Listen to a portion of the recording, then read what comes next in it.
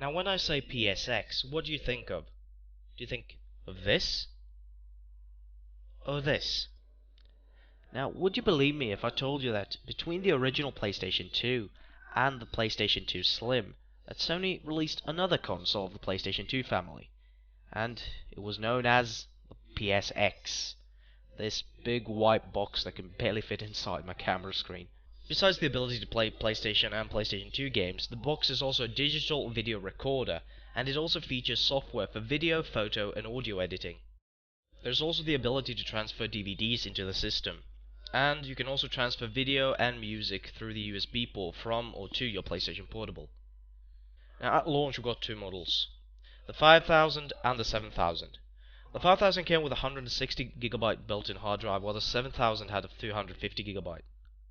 And after that we got 6 other models, the 5100, the 5500 and the 5700, and going the same way with the 7000 model. Now the only main difference I can remember about these models and the original launch models is that the newer models have better built-in when it comes to recording television. The system became widely criticized due to its very high price. If I remember correctly, the 5000 model sold for 79,000 yen, while the 7000 model sold for 99,800 yen. And if we make that to dollars, it will look something like this. And as a result of this, the PSX was never released outside Japan. Now let's take a look at the console itself. Here we have the front panel of the machine, and here we have the on-off, the eject, the quit game, I presume you quit the game with it, two blinking lights, and if we open this, we'll find a memory card 1 and 2 port, some useless buttons, a USB port, and a memory stick Pro port. Now you're probably wondering where you put in the controllers to it. Well, to find out that, we need to turn this fucker around.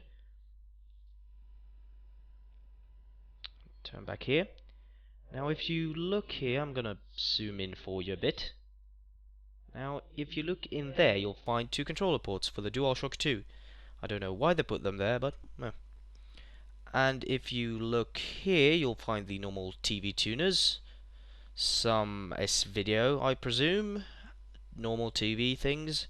I don't know what that is. Your network there and your power source back there. At launch, the PSX didn't come bundled with a controller. Separately, you could buy this white USB controller for it.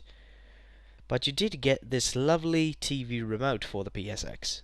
Now let's do a little comparison. Here we have the original fat PlayStation 2. And here we have the PS2 Slim. Fits nicely in there. So we can fit two PlayStation 2s on one PSX.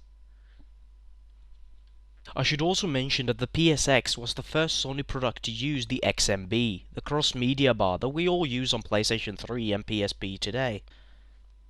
Now I would gladly show you some footage of this machine in action, but as of the moment recording this, I can't. See, Japanese and American things run on 110 volts, while we in Europe here run on 220 volts. And the only way for me to use this without frying it is to get a power transformer, but I don't have one right now. Now since the PSX was only released in Japan, and this making it somewhat rare, it can fetch a nice price on auction sites, between $400 to $600. Hell, I've seen broken machines classified as junk being sold for $100. So now you know about the PlayStation 2's long-lost Japanese cousin. Until next time, this has been Clumsy. Thank you for listening. Thank you for watching. See ya.